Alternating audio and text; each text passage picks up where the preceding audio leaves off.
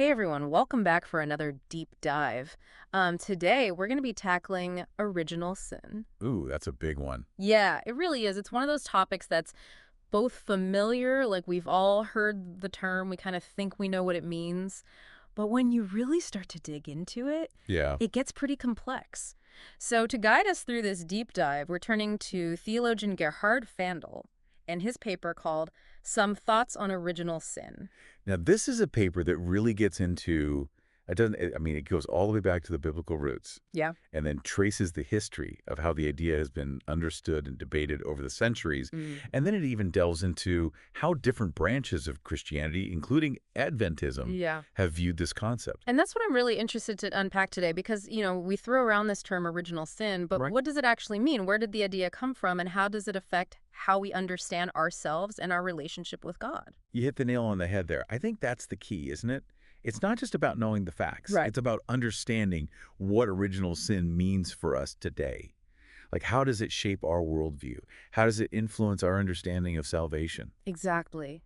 And that's where Fandle's paper is so helpful because he doesn't just present the information, he really digs into the implications. He does. Ah. And he starts by doing something really important. Okay. He reminds us that the Bible actually defines sin in a couple of different ways. Oh, interesting. So it's not as straightforward as we might think. No, not at all. I mean, there's the obvious definition, the one we usually think of, breaking the rules, Hmm. the Ten Commandments kind of stuff, Yeah. stealing, lying, adultery. Yeah, the actions, the things we do. Right, exactly. But then there's this other definition of sin that goes deeper. It's not just about what we do. Mm-hmm. It's about a state of being, a condition of the heart. Oh, so like an inward disposition. Yes, exactly. And, Jeremiah 17.9 puts it pretty bluntly. Let's hear it. The heart is deceitful above all things and desperately wicked. Ooh, that's a powerful image. It is, isn't it? He Yeah. suggests that we're not just capable of sinning. Right. We have a natural inclination towards it. It's like a spiritual illness. A spiritual illness. I like that analogy because it implies that we're not just making bad choices, we're somehow predisposed to them. Exactly. And, we see this idea echoed throughout the Bible. Okay. I mean, think about David's confession in Psalm 51.5. Surely I was sinful at birth, sinful from the time my mother conceived me. Wow.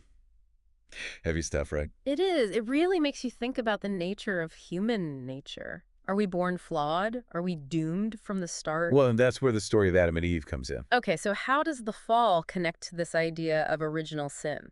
Well, Pfandl digs into Genesis 3, and he reminds us that their disobedience wasn't just about breaking a rule. Right. It was about eating a fruit. Right. But it went beyond that. It was about severing a relationship, their relationship with God. So the sin was really about a separation. Exactly. Yeah. And that separation, that feeling of being lost or disconnected on a spiritual level, Mm-hmm. has echoed down through the ages. That's really at the core of what original sin is all about. It's like that idea of being cut off from the source of life itself. Yes. And that's something that I think we can all relate to on some level. That Yeah. feeling of being alienated, of being separated from something or someone that's essential to our well-being. Absolutely. And if that separation is at the root of original sin, then the question becomes how widespread is this condition? Are we all affected by this spiritual illness? Well, that's where Pfandl doesn't shy away from the hard-hitting verses. Oh, lay them on me. 1 Kings 8.46. Oh. There is no one who does not sin. Oof. All right, next. And then there's Romans 3.23. For all have sinned and fall short of the glory of God. Wow. So no one is immune. Well, almost no one. Okay, now you've got me intrigued. Who's the exception? Well, that's where Pfandl's exploration gets even more fascinating, because he highlights how this universality of sin makes the exception that much more significant. Okay, so who are we talking about here? Jesus. Ah, of course. So how does Christ fit into this whole picture of original sin? Well, that's a question we'll definitely be unpacking. But before we get there, I think it's important to address this concept of total depravity. Okay, total depravity. Now, that's a term that can be easily misunderstood. Oh, absolutely. Yeah. It doesn't mean that we're all as bad as we can possibly be. Right, because we see acts of kindness and goodness all around us. Exactly. But what total depravity does point to is the fact that sin permeates every aspect of our being. Oh, wow. So it's not just about our actions. No, it goes deeper than that. It affects our thoughts, our desires, even our physical bodies. So it's like this deep-seated corruption that affects us on every level. Yes. And Pfandl uses some really vivid language to describe this. He talks about sin creating a radical insanity of evil passions, these unreasonable emotions that plague humanity. Radical insanity of evil passions. Yeah, that paints a pretty bleak picture. It does. But I think it's important to acknowledge the reality of sin's power, to understand how deeply it affects us. That makes sense. So if sin is so deeply ingrained in us, does that mean we're carrying the weight of Adam's guilt? Is that what original sin is really about? That's a great question. Yeah. And it leads us to the debate about inherited guilt versus inherited corruption. Do we inherit Adam's guilt or simply the consequences of his sin, a sinful nature? This is something that theologians have been wrestling with for centuries. And it's a question that has huge implications for how we understand ourselves and our need for salvation. Absolutely. So let's dive into that a little deeper, shall we? Shall we? I'm ready to get into the nitty-gritty of this debate. So let's dive into that a little deeper, shall we? Like, where do we even begin to unpack this whole idea of inherited guilt versus inherited corruption? Well, Pfandl actually takes us on a little journey through history. Okay. He starts by pointing out that even in those texts written between the Old and New Testaments, like the Apocrypha, Yeah. there are hints of this idea of original sin, particularly around the concept of death as a consequence of Adam and Eve's sin. So even back then, they were already grappling with the impact of the fall. They were. But it wasn't until later that the concept really crystallized. How it's passed down through generations, how it affects each individual born afterward. So those early texts acknowledged the impact of Adam and Eve's sin, but didn't quite make the connection to how it impacts us today. Right, exactly. Yeah, It's like they were still trying to figure out the mechanics of it all. that makes sense. Hmm. So where do we go next in this historical journey? Well, let's fast forward a bit to the early church fathers. Okay, the guys who were really shaping Christian theology. Exactly. And, they had some interesting perspectives on this whole thing. Yeah. For example, the Greek fathers, Okay, they saw the impact of the fall mainly in terms of mortality and our inclination towards corruption. so they believed we inherit a flawed moral nature. Right. But they didn't necessarily attach guilt to it. Oh, so for them it was more about the consequences of Adam's sin. Exactly. It's like we inherit the damage, but not the blame. That's a more optimistic view than what I'm used to hearing. It is, isn't it? It's like they acknowledge that we're born with a tendency towards sin, but they didn't believe we're automatically condemned because of it. It's more about the struggle than the sentence. Right. And Oh. their focus was more on how we overcome that tendency through Christ. Okay. So the Greek fathers had a more nuanced view of original sin. But then what happens? Well, then we come to Augustine in the Latin Church. Ah, Augustine. Now that's a name that carries some weight. He does, doesn't he? And his ideas really shaped the doctrine as we know it today. Okay, so what was Augustine's big contribution to this debate? Well, he took a much stronger stance than the Greek fathers. Oh, how so? He argued that we do inherit Adam's guilt. Whoa, hold on. So we're not just talking about a tendency towards sin, we're talking about actual guilt. Exactly. And he believed that this inherited guilt made infant baptism absolutely necessary. To cleanse that original sin. Right. And, his view was based on this idea that humanity was somehow present in Adam. Oh, interesting. Like we were all there in the garden with him. In a way, yes. Yeah. So when Adam sinned, we all sinned. That's a pretty heavy concept to wrap your head around. It is, isn't it? But Augustine's view became hugely influential in Western Christianity. So he really shifted the conversation. He did. And his ideas impacted both Catholic and Protestant thought for centuries to come. Wow. It's amazing how one person's interpretation can have such a lasting impact. It really is. But, not everyone bought into Augustine's view. Oh, really? There were dissenting voices even back then. Oh, absolutely. Yeah. There were some who strongly disagreed with him. Like who? Well, there was this guy named Pelagius. Pelagius. Okay, Yeah. I'm not familiar with him. Well, he was adamantly opposed to Augustine's ideas. Really? So what did he believe?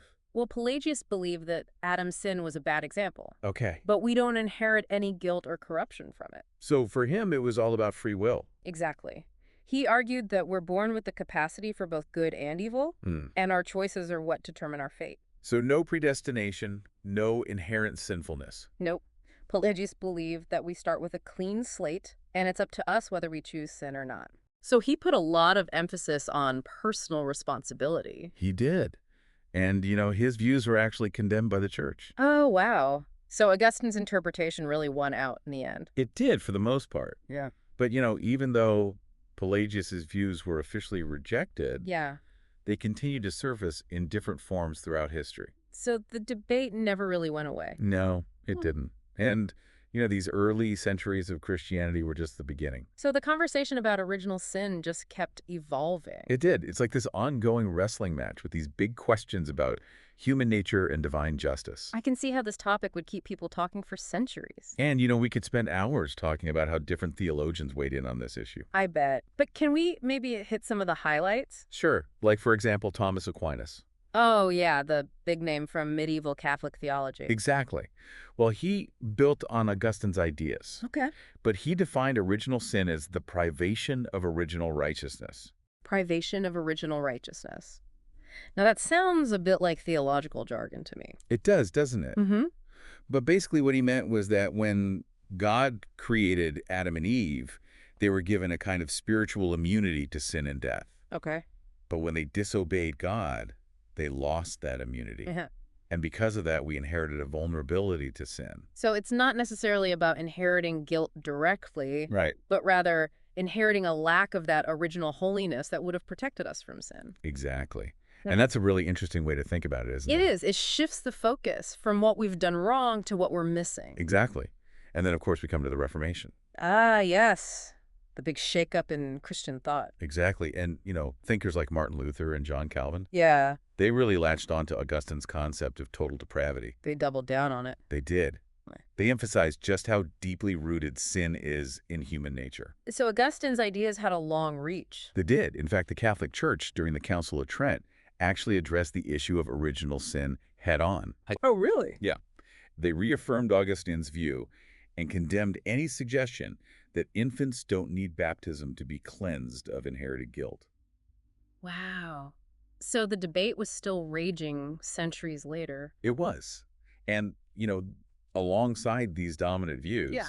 there were other interpretations of original sin that emerged during this time. Oh, like Well, for example, there's a federal theory. federal theory. Okay, I'd never heard of that one. Well, it became popular among some Reformed theologians, Okay. and it proposed that God made a covenant with Adam as the representative of all humanity. Oh. So when Adam sinned, his sin was imputed to all his descendants. It's like we're all bound by the terms of a contract that Adam broke.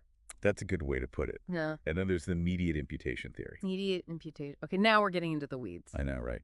Yeah. But this one tries to find a middle ground. Oh, how? So it argues that we don't inherit Adam's guilt directly, Okay. but rather through the corrupt nature we inherit as a consequence of his sin. So Adam's sin created a corrupt nature. And that's what we inherit. Exactly. And this corrupt nature then leads to our own sinfulness. It's like a domino effect. Exactly. And then in the 19th century, we see the emergence of the New School, or New Haven theory. New School and New Haven. Okay, no, those are new ones. They are, and they took a more moderate approach. How so? They suggested that we inherit a predisposition to sin, Okay. but not actual guilt. Interesting. So they were kind of going back to the Greek fathers a little bit. In a way, yes. Ah. They saw sin primarily as an act of transgression, a choice we make rather than a state of being. So for them, it all came down to personal responsibility. That's the essence of their argument. Yeah. They believe that we become accountable for sin once we develop moral consciousness and the ability to make our own choices. Okay. So we've covered a lot of ground here. Yeah. From ancient texts to the Reformation to 19th century America. We have, haven't we? It's amazing how one concept can have so many different interpretations. It really highlights how complex and nuanced this whole issue is. Yeah. It's not about finding a simple answer, Yeah. but about wrestling with the nature of sin, free will, and God's justice. And I imagine that this ongoing conversation about original sin played a role in how Adventism developed its own unique perspective. Absolutely. Hmm. And that's actually where things get even more fascinating, Yeah. because Adventism, as a relatively young denomination, Yeah. had the benefit of looking back at all these different interpretations and then figuring out where it stood on this complex doctrine. So how did Adventism approach this whole idea of original sin? Did it lean towards Augustine or Pelagius or maybe somewhere in between? Well, that's what we'll explore in the next part of our deep dive. Okay, so let's dive into the Adventist perspective on all of this. How did this relatively new denomination approach this age-old question of original sin? Well, Adventism didn't just come up with its view in a vacuum. It was influenced by the theological currents of its time. So what were those currents? Like what ideas were floating around back then? Well, in Adventism's early decades, there was a strong attraction to the New Haven theory, which you'll recall took a more moderate stance on original sin. Right. They emphasize personal responsibility and free will. Exactly. And so early Adventist writers like George Storrs and Uriah Smith, Okay. they really focused on the consequences of the fall, particularly the idea of mortality. So for them, original sin was mainly about inheriting a dying nature. Right. It wasn't so much about being born with a corrupt soul or anything like that. That's an interesting distinction. So they were separating physical death from spiritual death. Exactly.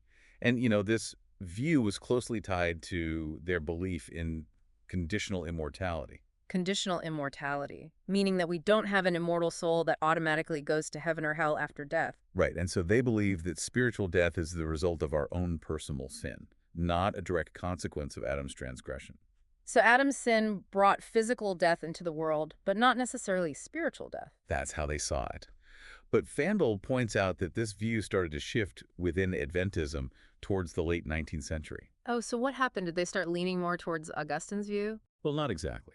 But Adventism did begin to emphasize righteousness by faith more strongly. Okay. And this naturally led to a deeper reflection on the moral and spiritual effects of the fall. So the focus shifted from just physical death to the deeper issue of our broken relationship with God. Right? And, Ellen White's writings played a significant role in this shift. Ah, Ellen White, of course. So how did her writings influence the Adventist understanding of original sin?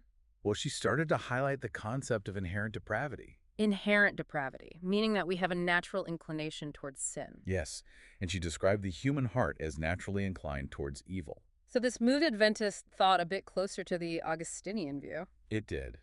But it's important to note that Adventists still generally reject the notion that we inherit Adam's guilt directly. So we bear the consequences of the fall. Right, like the tendency towards sin. But we're not held responsible for Adam's sin itself. Exactly. Our own choices are what ultimately determine our fate. It sounds like a balancing act, acknowledging the reality of our sinful nature without saying we're condemned from birth. It is a bit of a tightrope walk, but I think it's a nuanced view that takes into account both the seriousness of sin and the power of God's grace. And speaking of grace, this brings us back to that question we touched on earlier. If we're all born with this inherent depravity, how could Jesus be both fully human and completely sinless? Right, it's a paradox. How can you be truly human without inheriting that sinful nature? Exactly. And this is where Pfandl highlights the significance of Jesus' miraculous conception. Right, he was born of a woman. So he inherited human nature. Yes, with all its weaknesses and limitations. Yeah. But without the taint of original sin. So he fully understands our struggle. He does. But he wasn't bound by that same sinful nature. It's like he represents what humanity was originally meant to be before sin entered the picture. Exactly. Yeah. And so he provides a model for us for overcoming that separation from God that was caused by sin. He shows us that it's possible to have a restored relationship with God. Yes, and that's the ultimate hope that the story of Jesus offers. Wow. We've covered so much ground in this deep dive. We explored the biblical basis of original sin, traced its development throughout history, and even unpacked how different branches of Christianity, including Adventism, view this concept. It's been quite a journey, hasn't it? It has. And you know what strikes me is that despite centuries of debate and different interpretations, the core issue remains the same. Which is? Understanding the nature of sin, its impact on humanity, and ultimately the hope of redemption. And I think that's what makes this topic so relevant even today, because it forces us to grapple with some really fundamental questions about who we are, why we're here, and what our purpose is. It makes you think about those modern gardens we might be hiding in today, just like Adam and Eve hid after their first sin. Oh, that's a good point. Mm. What are those things in our lives that separate us from God? And how can we find our way back to that connection? Those are questions worth pondering, and I hope our listeners will continue to explore, question, and dive deeper into these important topics. Me too. It's been a pleasure diving deep with you today. Likewise. And to all our listeners out there, thanks for joining us on this deep dive. We'll see you next time.